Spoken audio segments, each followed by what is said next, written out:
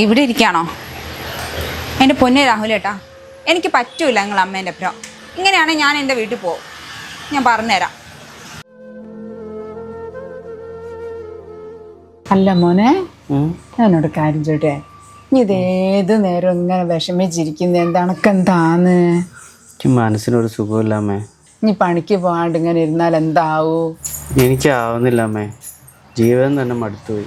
എങ്ങനെയാ ജീവിതം മടുക്കാണ്ടിരിക്കുക? അയറ്റാളത്തി ഒന്നല്ലേ എൻ്റെ തലയിലുള്ളത് ഇപ്പോൾ. അന്നെ പറഞ്ഞിട്ടേയില്ല, എനിക്കും ഇല്ല ഒരു സമാധാനം സ്വൈര്യം. ഇതെന്തൊരു സാധനം ഇത്? ഓളെ അങ്ങോളെ വീട്ടിൽ കൊണ്ട് ചാക്കിയേക്ക്. സമാധാനവും സ്വൈര്യം അല്ലേ മനുഷ്യന് ആവശ്യം? അല്ലടാ, ഞാൻ ഇത്രയും പറഞ്ഞിട്ട് ഞാൻ എന്തൊന്നും മിണ്ടാത്തേ? അമ്മേ, ഞാൻ ഇത്തിരി നേരം ഒന്ന് ഒറ്റയ്ക്കിരിക്കട്ടെ, വയ്യ എനിക്ക്. നീ വിഷമിക്കണ്ട, ഞാൻ ആ ജോത്സ്യനെ ഒന്ന് പോയി കാണട്ടെ. അനക്കെന്തോ ദോഷം ഉണ്ടായിട്ടാ ആ വിഷമമൊക്കെ, അല്ലാണ്ട് ഇതിനൊരു വയ്യില്ല.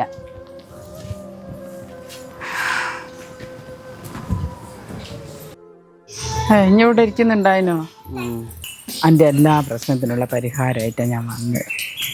ഇത് കയ്യോടെ അങ്ങ് വാങ്ങിക്കാം. ഇത് പണിക്കര് പൂജിച്ച് തന്ന സാധനം. ഇത് എൻ്റെ തലാണ് എൻ്റെ അടിയിൽ വെച്ചാൽ എൻ്റെ എല്ലാ പ്രശ്നങ്ങളും മാറും. മനസ്സോടെ ചെല്ല്.